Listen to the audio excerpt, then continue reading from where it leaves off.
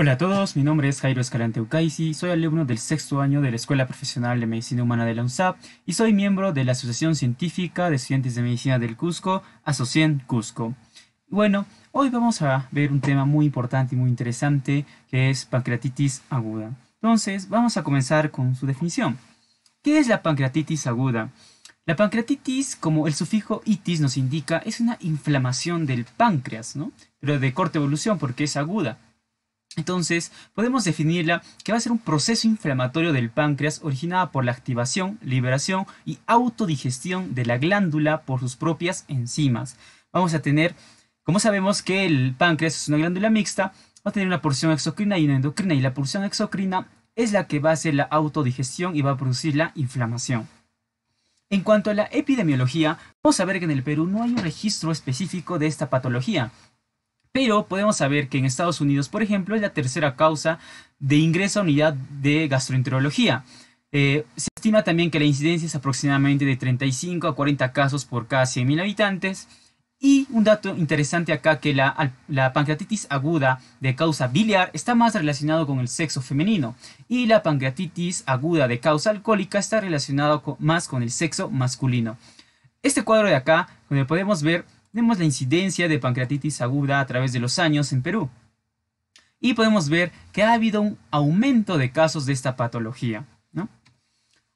En cuanto a la anatomía, vamos a ver que el páncreas tiene una función exocrina y una función endocrina. Rápidamente, vamos a recordar que la función endocrina va a estar dada por los islotes de Langerhans, que solamente representan 1% del tejido total pancreático, y va a estar dada por las células alfa, las células beta, las células F, que van a producir glucagón, insulina y el polipéptido pancreático. Y estos van a verter su contenido hacia el torrente sanguíneo, por eso es una función endocrina. Pero la función exocrina es cuando vierten su contenido a conductos, como vemos acá. Y estos van a sintetizar, los ácidos pancreáticos van a sintetizar enzimas que van a ayudar a la absorción de proteínas, grasas y carbohidratos. Entonces, recordemos que el páncreas tiene una función endocrina y una función exocrina.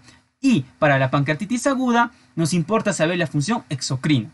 Ahora, vamos a tener también las relaciones del páncreas. Tenemos que tener en cuenta que el páncreas está en relación íntima con el duodeno y con la vesícula biliar a través del colédoco. Recordemos que la vesícula, su conducto, el cístico, que se junta con el conducto hepático común, van a formar el colédoco. Este se va a unir al conducto principal del páncreas, que es el wirsum, y va a desembocar en la segunda porción del duodeno, específicamente en la carúncula mayor, gracias a un esfínter de Oddi. Y recordemos también a la ampolla de Vater, que va a estar en la carúncula mayor, que va a estar inferior a la carúncula menor. Recordemos que en la carúncula menor va a drenar el conducto accesorio de Santorini. Entonces recordemos esto porque va a ser importante para atender la fisiopatología, al menos de una pancreatitis aguda de causa biliar. En cuanto a la etiología, vamos a tener tres principales etiologías. La principal van a ser los cálculos biliares. Como ya dijimos, va a estar relacionado con el sexo femenino y es la primera causa de pancreatitis aguda. La segunda causa es el alcohol, pero tenemos que tener en cuenta algo. La pancreatitis aguda se relaciona con el alcoholismo, pero de consumo crónico, no de un consumo agudo. O sea, si una persona consume demasiado alcohol un día, no le va a dar pancreatitis, sino tiene que ser de un consumo crónico. Y el tercer lugar de etiología de pancreatitis aguda es la hipertrigliceridemia. Entonces tenemos que tener en cuenta y es importante tener estas tres causas de pancreatitis aguda. En primer lugar, cálculos biliares, segundo, alcoholismo y tercer, la hipertrigliceridemia. Pero también tenemos otras causas, por ejemplo, los medicamentos. Hay una lista muy amplia de medicamentos que nos pueden causar pancreatitis aguda. Otra es el riesgo genético, la colangiopancreatografía retrógrada endoscópica, que también nos puede dar una pancreatitis aguda, y un trauma en alguno de los conductos del páncreas. Otras causas que también producen pancreatitis agudas, pero en un menor porcentaje, por ejemplo, son el lodo biliar y la microlitiasis, que van a obstruir el conducto del colédoco y del wirsum, produciendo una pancreatitis aguda. Infecciones, por ejemplo, bacterianas, víricas, anomalías pancreáticas y también idiopático. Para entender la fisiopatología, tenemos que recordar que la función exocrina del páncreas de la producción de enzimas. Entonces vamos a tener un desencadenante. Puede ser una litiasis biliar, el alcoholismo medicamentosa, etc. ¿Qué va a pasar con este desencadenante? Va a activar, va a producir una activación intraacinar del tripsinógeno en tripsina. Entonces, vamos a tener que dentro de las células acinares del páncreas van a contener vacuolas con tripsina activada. Ahora, tenemos que tener en cuenta que el páncreas tiene mecanismos para controlar la activación intraacinar, pero cuando hay una excesiva activación de tripsinógeno en tripsina, este mecanismo va a fallar. ¿Y qué va a pasar? Va a haber una liberación de tripsina. Esa liberación de tripsina activada va a activar las otras enzimas productoras que produce el páncreas, como la fosfolipasa 2, la quimiotripsina, elastasa, etc. Estas enzimas van a producir una lesión del endotelio vascular, del intersticio, de las células acinares, y estos a su vez van a reaccionar con una vasoconstricción, una éstasis capilar, la saturación de oxígeno va a cambiar y una isquemia. Todos estos factores, ¿qué va a producir? Que hay una migración de polimorfonucleares y macrófagos que van a estimular la liberación de citoquinas, la 1, la 6, la 8, que van a ser derivados del ácido araquidónico. También va a haber una liberación de enzimas lipolíticas y proteolíticas, radicales libres de oxígeno, etc. Este exceso de tripsina activada a su vez va a activar también el complemento, la calicreína y los factores de coagulación. Todos estos van a producir los síntomas sistémicos, produciendo trombosis, hemorragias, necrosis, etc. Y esto nos va a llevar a un síndrome de respuesta inflamatorio sistémico, el tan conocido SIRS. Para el diagnóstico de la pancreatitis aguda, tenemos que tener en cuenta lo siguiente. Primero, una historia clínica, el examen físico, exámenes laboratoriales y exámenes imagenológicos. En la historia clínica, vamos a ver que un paciente va a venir con un dolor en el cuadrante superior izquierdo, en la región periumbilical, y que te va a decir que ha comido mucha comida grasosa o que ha consumido alcohol. Va a tener náuseas, va a tener vómitos y una distensión abdominal. Entonces nosotros ya tenemos que sospechar de una pancreatitis aguda. Ahora, en el examen físico, ¿qué encontramos? Vamos a encontrar el signo de Coole, que es una equimosis periumbilical, y también el signo de Gray, que va a ser una equimosis en uno de los flancos. Ahora, en los hallazgos físicos podemos encontrar también fiebre, hipotensión, taquicardia, taquipnea, ictericia. ¿Por qué? Por la obstrucción del colédoco. Entonces vamos a tener una ictericia de predominio directo. Y también podemos encontrar hipersensibilidad y signos de irritación peritoneal en el examen físico. Ahora, para el diagnóstico laboratorial vamos a pedirle todo esto: hematología, panel metabólico, niveles de lipasa, amilasa, lactato deshidrogenasa, etc.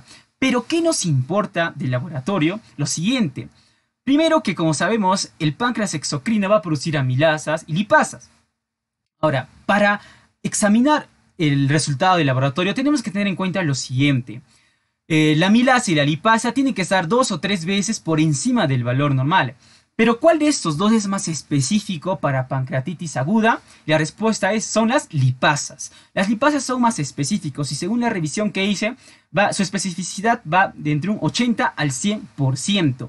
Y las lipasas van a aumentarse después, entre las 5 o 7 horas después de que inician los síntomas, y van a estar elevadas durante 7 a 14 días. Entonces las lipasas son más específicas para pancreatitis aguda. Recordemos esto porque ha sido motivo de varias preguntas de examen.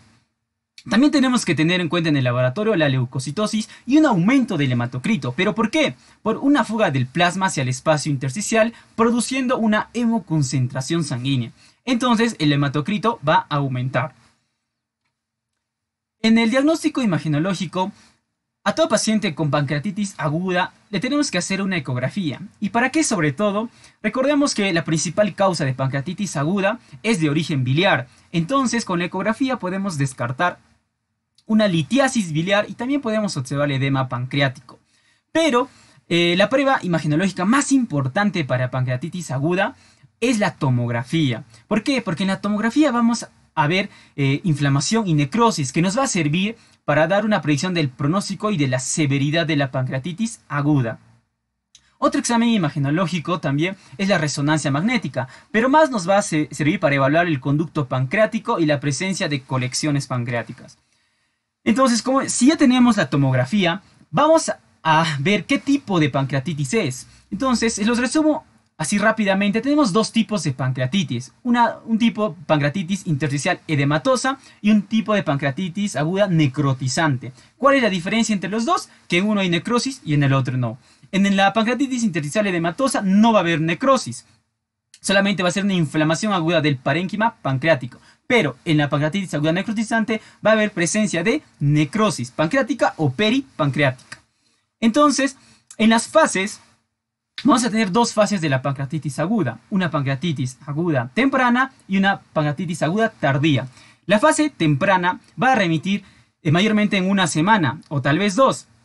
Y se va a caracterizar de hacer un CIRS y una falla orgánica pero transitoria. En cambio, en la fase tardía puede durar desde las 2 semanas hasta meses y se va a caracterizar por signos sistémicos de inflamación persistentes.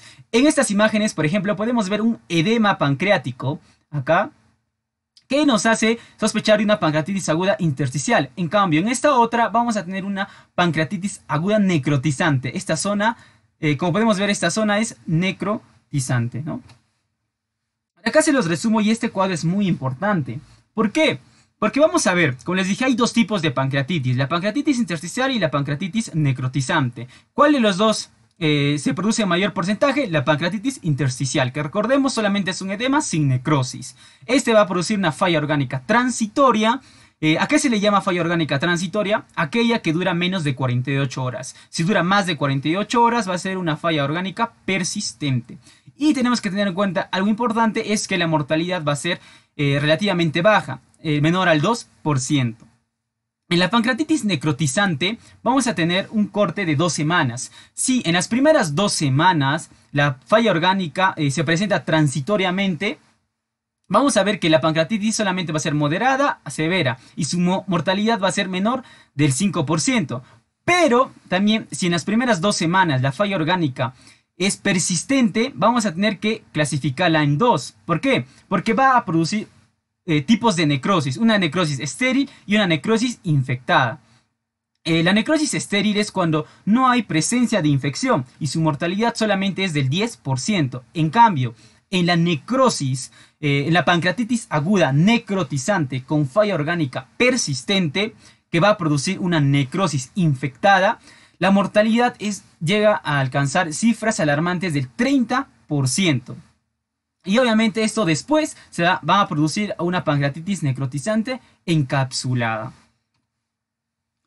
Ahora vamos a ver los grados de severidad. Es importante clasificar la severidad de la pancreatitis. ¿Y para qué? Primero, para identificar a los pacientes que al ingreso van a requerir un tratamiento agresivo o no. Segundo, para identificar a pacientes que van a requerir una atención en un nivel más complejo de resolutivo. Y 3, para estratificar a los pacientes y ver la persistencia de las complicaciones locales y sistémicas. Entonces es importante. Y para eso tenemos la clasificación de Atlanta. Pero la clasificación de Atlanta la divide en 3, en una leve, moderada y una grave. Pero existe un consenso de Comsiek en el cual este lo va a dividir en 4. En una pancreatitis leve, moderada, grave y crítica. Y según este consenso, la clasificación de Atlanta ya no debería usarse, sino esta clasificación. ¿Y qué dice esta clasificación? Dice que la pancreatitis aguda leve va a ser aquella en la cual va a haber una ausencia de necrosis pancreática o peripancreática y sin falla orgánica. La moderada va a ser una presencia de cualquier tipo de necrosis pancreática, pero estéril, o que haya una falla orgánica transitoria, recuerden, menor a 48 horas. Una pancreatitis grave va a ser aquella que va a haber una necrosis pancreática o peripancreática pero infectada, o que hay una falla orgánica persistente. Y una pancreatitis aguda crítica va a ser aquella en la cual haya una necrosis pancreática infectada o que haya una falla orgánica persistente. Entonces, como les decía, los siguientes criterios, los de Ramson-Apache, se basan en los criterios de severidad de Atlanta, pero ya no se usan. ¿Pero para qué se usaban? para determinar si el paciente ingresaba a cuidados intermedios o intensivos, para decidir el inicio de terapia y para evaluar el riesgo de mortalidad. Entonces, ¿pero por qué ya no se usan estos criterios? El de Ramsson, el de Apache. Porque en estudios se ha demostrado que tienen poca especificidad y dan mayores falsos positivos. Entonces ya no se usan. Lo que sí se usa es esto, el sistema de puntuación de Marshall, el cual nos va a dar la falla orgánica, en lo cual se basa el consenso de Comsiek. Entonces, en el sistema de puntuación de Marshall vamos a tener tres sistemas, el respiratorio, el renal y el cardiovascular. En el respiratorio vamos a ver la presión de oxígeno sobre la FiO2, en el renal la creatinina y en el cardiovascular la presión arterial sistólica. Entonces, ¿cuándo decimos que hay una falla orgánica? Cuando un paciente presente una puntuación de 2 o más en cualquiera de los sistemas, en cualquiera del sistema respiratorio, renal o cardiovascular. Y vamos a decir que tiene falla orgánica para clasificar la severidad. Ahora, estos son los criterios de Search, como ya los conocemos, y estos son los criterios de Ramsson. Los criterios de Ramsson se utilizaban para predecir la severidad de la pancreatitis aguda, pero como les comento, ya tienen poca especificidad y ya no son usados en muchos hospitales. Pero vamos a ver de qué trataban. Teníamos 11 criterios, 5 criterios eran al ingreso del paciente y los otros 6 eran a las 48 horas. Y lo pongo porque esto es muy importante, aún siguen viniendo preguntas en tipos de exámenes, ¿no? Ahora, que tenemos que tener en cuenta también la clasificación de acuerdo a la tomografía, los criterios de Baltasar, ¿no? La clasificación de Baltasar. Por ejemplo, el Baltasar A es un páncreas normal, ¿no? Solamente grasa peripancreática. En el Baltasar B vamos a tener un aumento del páncreas, pero sin inflamación. En el Baltasar C va a haber una inflamación peripancreática y en el Baltasar D vamos a tener una colección de líquidos intrapancreáticos. Y por último, en el Baltasar E vamos a tener 2 o más colecciones en el páncreas o en el retroperitoneo. Este artículo que les presento es del 2017, en el cual nos muestra una comparación de las diferentes escalas, el Apache 2, VISAT, los de Ramsson, pero estas estaban basadas en la clasificación de Atlanta, en la severidad de Atlanta. En los resultados de este estudio vamos a tener que los criterios con mayor especificidad fueron los criterios de Apache 2 y los criterios con menos especificidad fueron los de Ramsson. Ahora, tenemos que tener en cuenta que todos estos criterios fueron basados en la clasificación de Atlanta, pero como les dije, según el consenso de Comsiek ya no se utiliza. Entonces es por eso que este artículo apoya a que se debe dejar de utilizar los criterios de Ramsson para predecir la severidad, tanto al ingreso como a las de 48 horas. Bueno, espero que les haya servido este video. Muchas gracias.